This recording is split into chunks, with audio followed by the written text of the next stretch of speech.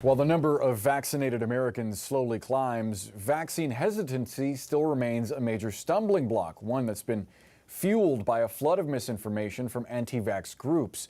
Our next guest wrote an op-ed for CNN.com titled, quote, "Anti-vaxxers are using the same tactics as cults do to attract followers on social media." In it, he writes, quote, "In 1974, I was recruited into a cult.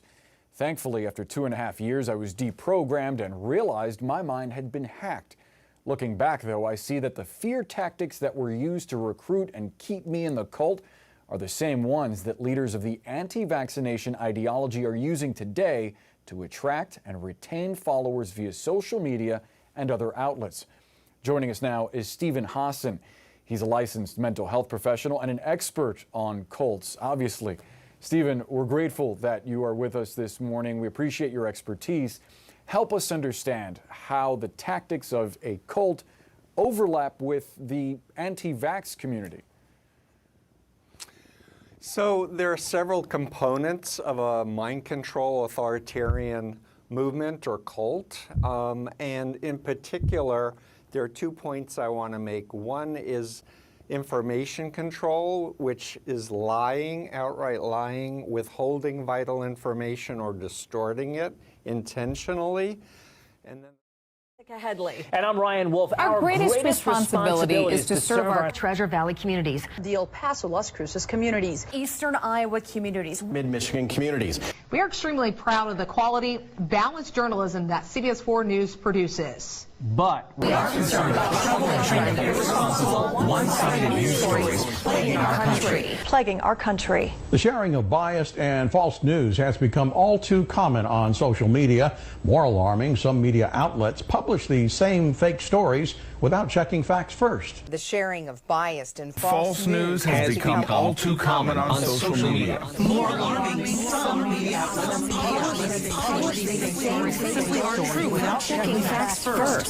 Unfortunately, some members of the media use their platforms to push their own personal bias and agenda to control exactly what people think. And this question about the Wuhan lab, we know that it's been debunked that this virus was man-made or modified or anything like that. Coronavirus was man-made in a lab in Wuhan, China.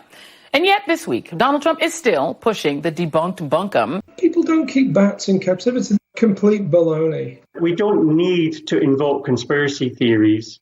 It's just basic biology. The conspiracy theories fill the void. And then there's this theory, widely debunked.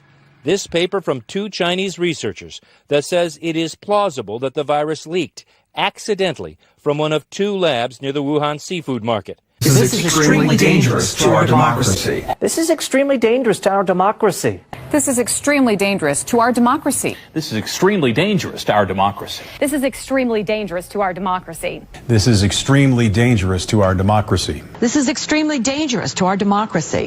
This is extremely dangerous to our democracy. This is extremely dangerous to our democracy. This is extremely dangerous to our democracy. This is extremely dangerous to our democracy. This is extremely dangerous to our democracy. This is extremely dangerous to our democracy. This is extremely dangerous to our democracy. This is extremely dangerous to our democracy. This is extremely dangerous to our democracy.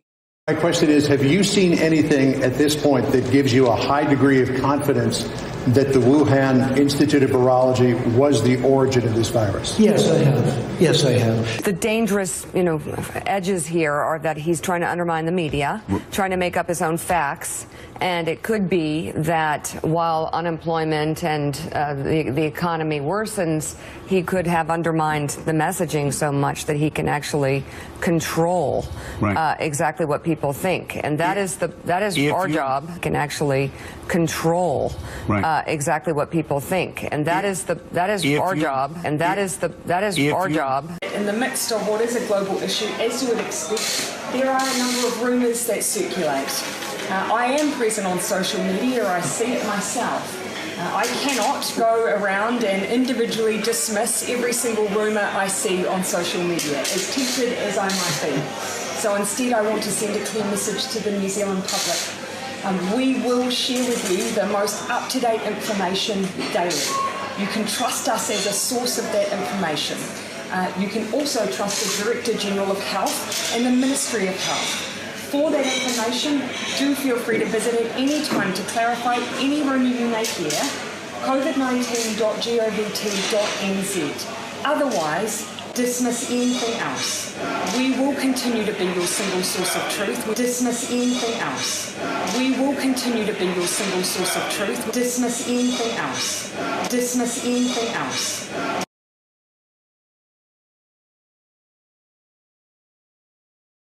Anderson Cooper 360. Brought to you by Phizzer. There's more breaking news tonight. An advisory committee of the U.S. Food and Drug Administration has voted to recommend Pfizer's COVID vaccine for children ages 5 to 11 under emergency use. Anderson Cooper 360. Brought to you by Phizzer. Is brought to you by Pfizer. CBS Health Watch sponsored by Pfizer. Anderson Cooper 360. Brought to you by Phizzer. ABC News Nightline. Brought to you by Pfizer. Information control, which is lying, outright lying, withholding vital information or distorting it intentionally. This is extremely dangerous to our democracy. This is extremely dangerous to our democracy. This is extremely dangerous to our democracy. This is extremely dangerous to our democracy. And then the second point is part of the BITE model, the behavior, information, thought, and emotional control model that I've developed, is the deliberate installation of phobias or irrational fears to short-circuit people's critical thinking and analytic minds to be so afraid that they're misjudging the danger that people are in.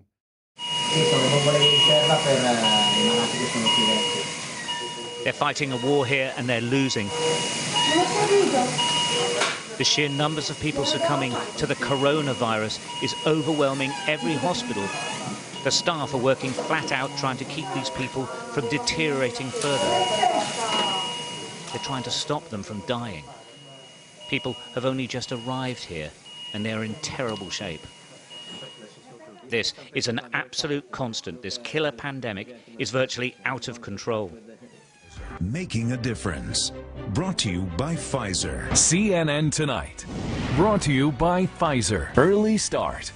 Brought to you by Phizzer. Friday night on Aaron Burnett Out Front.